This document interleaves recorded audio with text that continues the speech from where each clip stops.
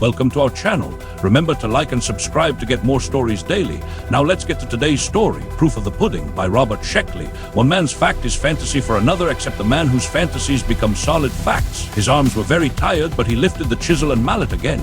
He was almost through. Only a few more letters and the inscription, cut deeply into the tough granite, would be finished. He rounded out the last period and straightened up, dropping his tools carelessly to the floor of the cave. Proudly, he wiped the perspiration from his dirty, stubbled face and read what he had written.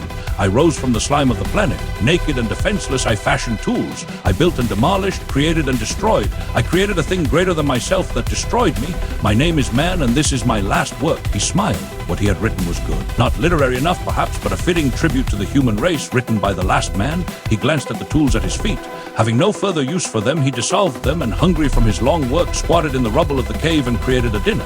He stared at the food for a moment, wondering what was lacking, then sheepishly created a table and chair, utensils and plates. He was embarrassed. He had forgotten them again. Although there was no need to rush, he ate hurriedly, noting the odd fact that when he didn't think of anything specific, he always created hamburger, mashed potatoes, peas, bread, and ice cream. Habit, he decided. Finished, he made the remnants of the meal disappear, and with them the plates, utensils, and table. The chair he retained. Sitting on it, he stared thoughtfully at the inscription. It's fine, he thought, but no human other than myself will ever read it. It was fairly certain that he was the last man alive on the earth. The war had been thorough as only man, a meticulous animal, could make it. There had been no neutrals in this war, no middle-of-the-road policy. You were on one side or the other. Bacteria, gas, and radiations had covered the earth like a vast cloud. In the first days of that war, invincible secret weapon had succeeded secret weapon with almost monotonous regularity. And after the last hand had pushed the last button, the bombs, automatically guided and impelled, continued to rain down. The unhappy Earth was a huge junkyard without a living thing, plant, or animal from pole to pole. He had watched a good part of it. He had waited until he was fairly sure the last bomb had been dropped, then he had come down. Very clever of you, he thought bitterly, looking out the mouth of the cave at the lava plain his ship rested on, and at the twisted mountains behind it. You're a traitor, but who cares? He had been a captain in the Western Hemisphere defense. Within 2 days of warfare, he had known what the end would be. Filling a cruiser with canned air, food, and water, he had fled. In the confusion and destruction, he knew that he would never be missed. After a few days, there was no one left to miss him. He had raced the big ship to the dark side of the moon and waited. It was a 12-day war. He had guessed it would last 14, but he had to wait nearly 6 months before the automatic missiles stopped falling. Then he had come down, to find himself the only survivor. He had expected others to recognize the futility of it, load ships, and flock to the dark side of the moon also.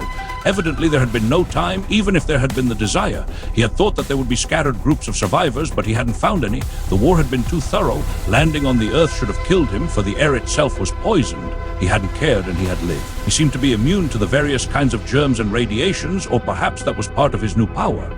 He certainly had encountered enough of both, skipping around the world in his ship, from the ruins of one city to another, across blasted valleys and plains, scorched mountains. He had found no life, but he did discover something. He could create. He realized the power on his third day on Earth. Wistfully, he had wished for a tree in the midst of the melted rock and metal. A tree had appeared.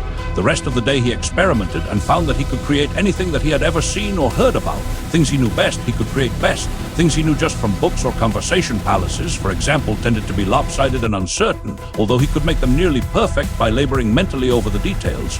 Everything he created was three-dimensional. Even food tasted like food and seemed to nourish him. He could forget all about one of his creations, go to sleep, and it would still be there when he awakened. He could also uncreate.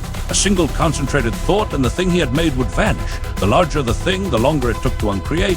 Things he hadn't made, valleys and mountains, he could uncreate too, but it took longer. It seemed as though matter was easier to handle once he had shaped it. He could make birds and small animals, or things that looked like birds and small animals. He had never tried to make a human being. He wasn't a scientist. He had been a space pilot. He had a vague concept of atomic theory and practically no idea of genetics. He thought that some change must have taken place in his germplasm, or in his brain, or perhaps in the earth. The why of it all didn't especially bother him. It was a fact and he accepted it. He stared at the monument again. Something about it bothered him. Of course, he could have created it, but he didn't know if the things he made would endure after his death. They seemed stable enough, but they might dissolve with his own dissolution. Therefore, he compromised. He created a chisel and mallet, but selected a granite wall that he hadn't made. He cut the letters into the inside of the wall of the cave so they would be safe from the elements, working many hours at a stretch, sleeping and eating beside the wall.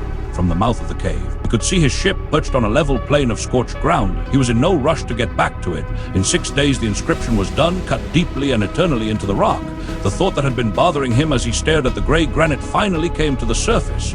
The only people who would come to read it would be visitors from the stars. How would they decipher it? He stared at the inscription angrily. He should have written it in symbols. But what kind of symbols? Mathematics, of course, but what would that tell them about man? And what made him think they would discover the cave anyway? There was no use for an inscription when man's entire history was written over the face of the planet, scorched into the crust for anyone to see. He cursed his stupidity for wasting 6 days working at the useless inscription. He was about to uncreate it when he turned his head, hearing footsteps at the mouth of the cave. He almost fell off the chair getting to his feet. A girl was standing there. He blinked rapidly and she was still there, a tall, dark-haired girl dressed in a torn, dirty one-piece coverall. "Hi," she said and walked into the cave. "I heard your hammer from the valley." Automatically, he offered her his chair and created another for himself. She tested it gingerly before she sat down. "I saw you do it," she said, "but I still don't believe it. Mirrors, no." He muttered uncertainly, "I create. That is, I have the power to wait a minute. How did you get here?" While he was demanding to know, he was considering and rejecting possibilities. Hidden in a cave on a mountain top, no, there would be only one possible way. "I was in your ship, pal." She leaned back in the chair and clasped her hands around one knee. "When you loaded up that cruiser, I figured you were going to beat it. I was getting tired of setting fuses 18 hours a day, so I stowed away." "Anybody else alive?" "No, why didn't I see you then?" He stared at the ragged, beautiful girl and a vague thought crossed his mind. He reached out and touched her arm. She didn't draw back, but her pretty face grew annoyed. "I'm real," she said bluntly. "You must have seen me at the base, remember?" He tried to think back to the time when there had been a base centuries ago, it seemed. There had been a dark-haired girl there, one who had never given him a tumble. "I think I froze to death," she was saying. "Into coma anyhow a few hours after your ship took off. Lousy heating system you have in that crate," she shivered reminiscently. "Would have used up too much oxygen," he explained. "Just kept the pilot's compartment heated and aired. Used the suit to drag supplies forward when I needed them."